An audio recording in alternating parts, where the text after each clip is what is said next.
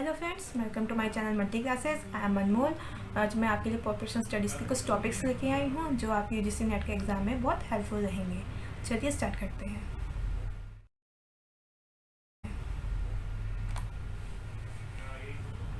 पहले हम टॉपिक्स के बारे में पढ़ लेते हैं कि कौन कौन से टॉपिक हमारे इम्पोर्टेंट होते हैं।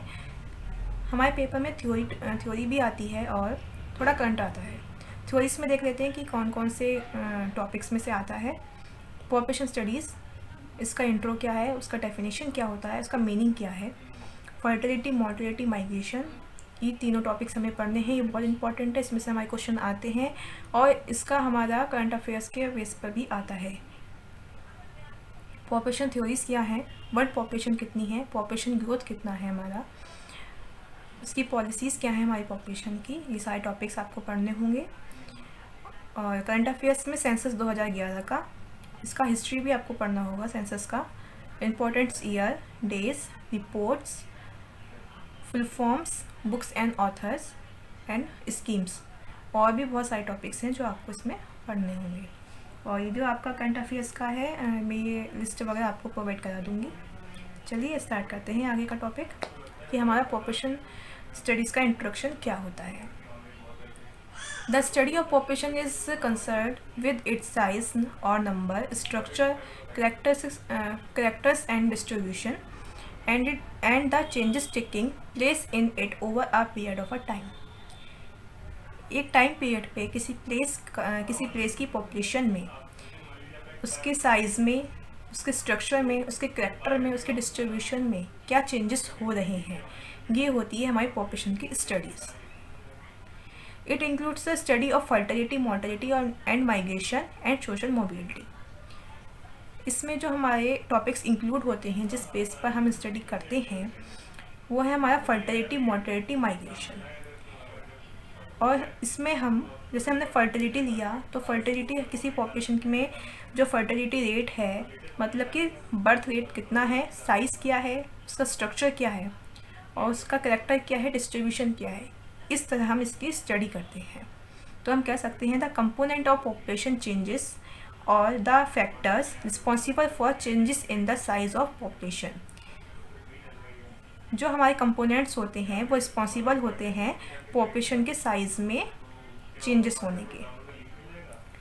अभी जो हमारा पॉपुलेशन हम पढ़ रहे हैं, इसकी स्टडी कर रहे हैं, ये 3 टाइप की इवेंट्स में फंक्शन होता है। इसके 3 टाइप के इवेंट्स होते हैं, बर्थ, डेथ एंड माइग्रेशन। और इसमें आपका इसके 4 वेज होते हैं इसको स्टडी करने के, जो बर्थ है, डेथ है और माइग्रेशन है, कि किसी प्लेस में हम पॉपुलेशन को कैसे इस इवेंट्स में स्टडी करेंगे। तो इसके 4 वेज होते हैं।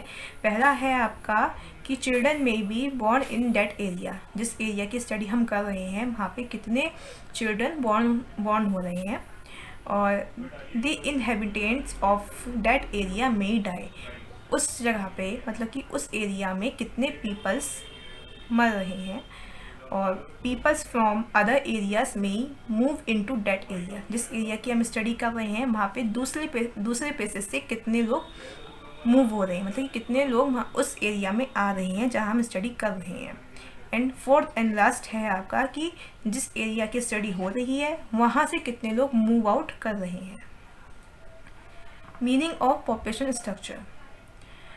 अब आपका पॉपुलेशन का स्ट्रक्चर में हमें कैसे उसको स्टडी करना है, तो इसमें हम जो स्टडी करते हैं उसका स्ट्रक्चर जो लेते हैं वो हम एज एंड सेक्स स्ट्रक्चर उसका पॉपुलेशन का हम लेते हैं, मतलब मेल और फीमेल्स कितने हैं और एज के अकॉर्डिंग लेते हैं।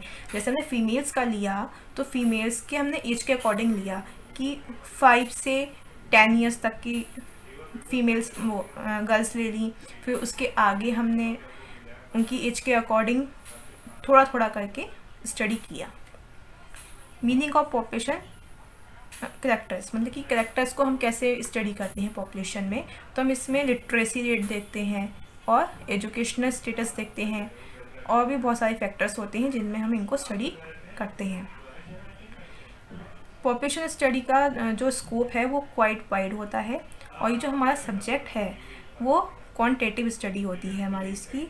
This subject is a quantitative study of the size, structure, character and distribution.